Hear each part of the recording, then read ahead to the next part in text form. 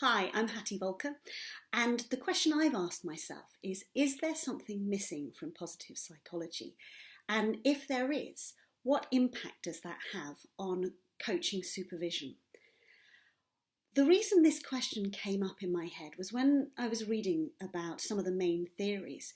It was the article by John Franklin from Positive Psychology, Coaching and Practice, where he notes a lack of a safety or security category in some of the main theories. For example, Seligman's PERMA theory, Riff's psychological well-being theory, and Deci and Ryan's self-determination theory. And it's true, and not only that, at the time there was also a lack of a physiological category. So if we look at Maslow's hierarchy of needs, the bottom two categories are missing from some of these positive psychology models. And that's really interesting. And I wanted to dig a little bit more into this to try and understand whether it matters that that is missing from some of these categories and models. Now, at the time when Franklin was writing, there were also some physiological category. The physiological category was also missing from some of these models. But PERMA Plus and PERMA 5 has sort of adjusted the PERMA model to include some of those physiological aspects, or the physiological aspects, either in the form of literally physiological, or in terms of PERMA 5, a category of vitality, which looks at what we need to have a healthy, vital life, such as a good night's sleep and good food and exercise. So to a certain extent, the physiological has been covered. I'm more interested about this lack of safety, because Franklin's theory as to why it wasn't there was that these theories and models had been developed at a time where America was incredibly prosperous. So safety and security weren't as prominent in these people's thoughts.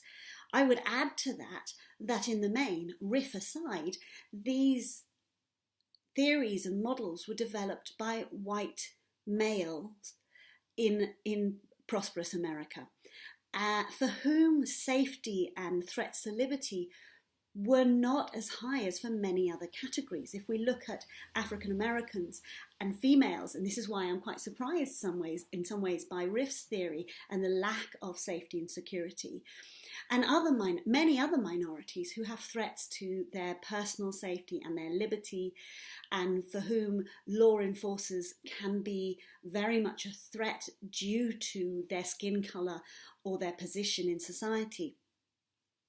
And had these theories been developed by these groups, or with the input of these groups at a high level, perhaps safety would have come up the level.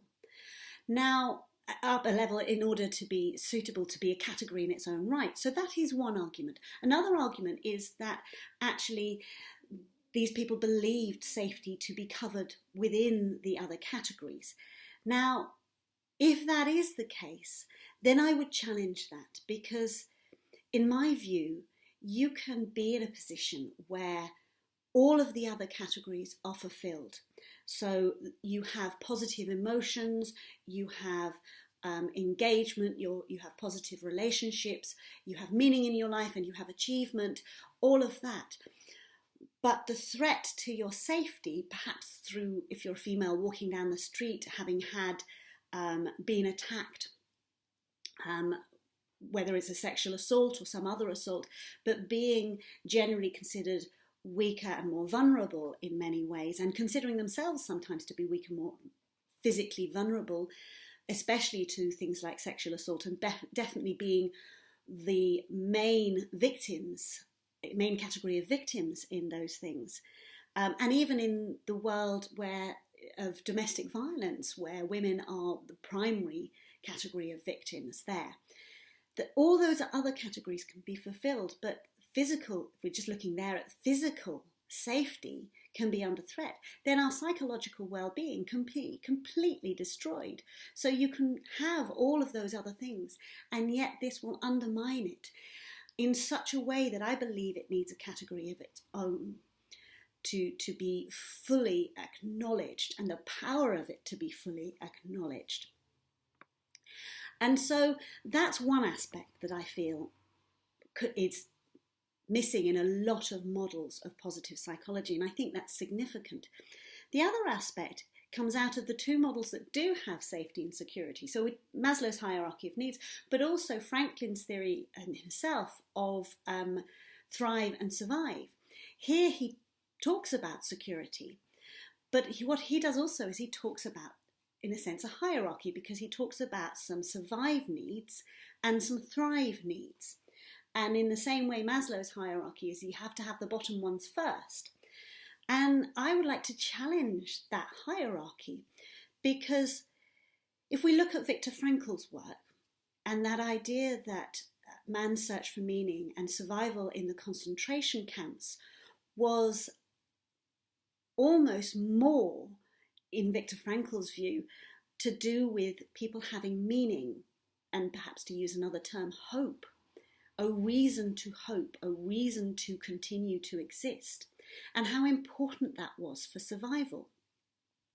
I think that often we look at these hierarchies and think, well, we need the bottom ones first, but actually the top ones can influence our survival, even when the bottom ones are severely deprived to the extent of near extinction. I think it's definitely arguable, well, it's absolutely has to be a fact, that if we remove the bottom ones, they're more likely to kill us more quickly. Lack of air, lack of food. However, if we have a survivable level, they can affect our psychological well-being, but actually the top ones, that meaning and accomplishment and engagement and all of the things that PERMA talk about, can make up for a lot of those lower levels. And for me, it's more of a column than it is a triangle. And actually, it's more of a triangle the less important we think these things are. So I think this view that it's not so hierarchical, that actually there's a flow down and a flow up, and that having more of the top can help you survive.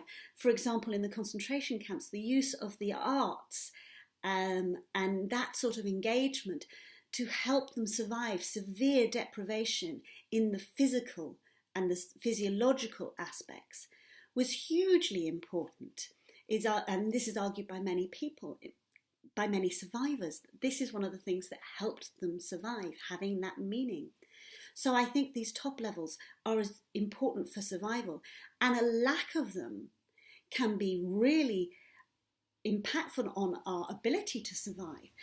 Now, I think humans have a huge ability to create meaning in all sorts of environments, and we create this meaning and it gives us that ability to survive.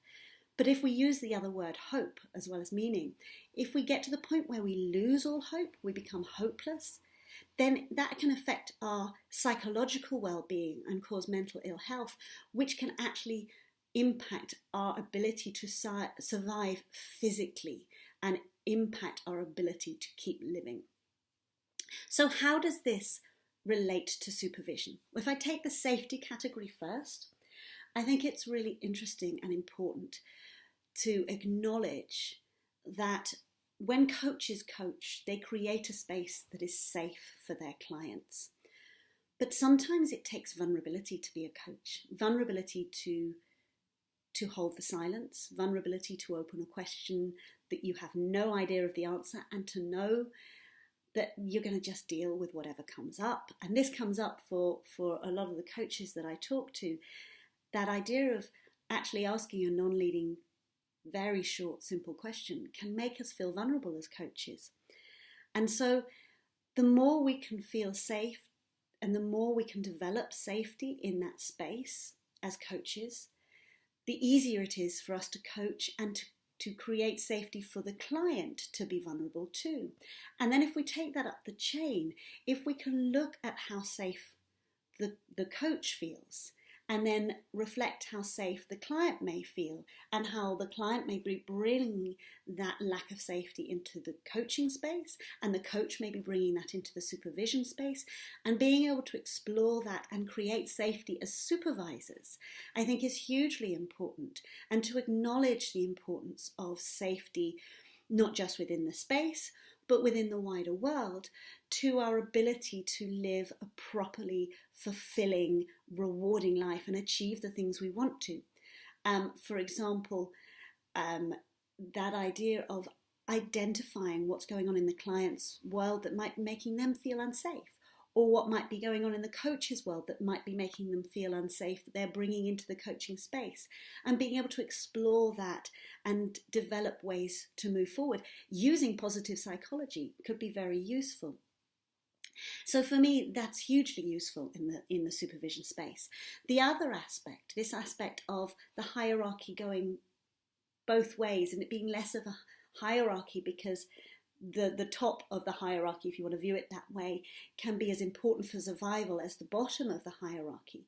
If we bring this into the supervision space, I think it's really interesting around some of the issues that commonly come up in coaching is people wanting to take steps in their life that might jeopardize their lower hierarchical level needs being met, but meet more of their higher hierarchical needs.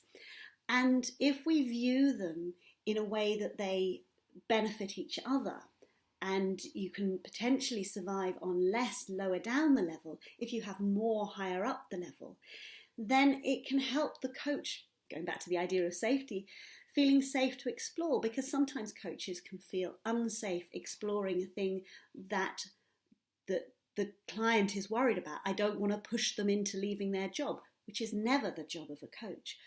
But then being able to explore that openly and explore how the hierarchical needs might balance each other out could be a really useful thing to bring into the supervision space.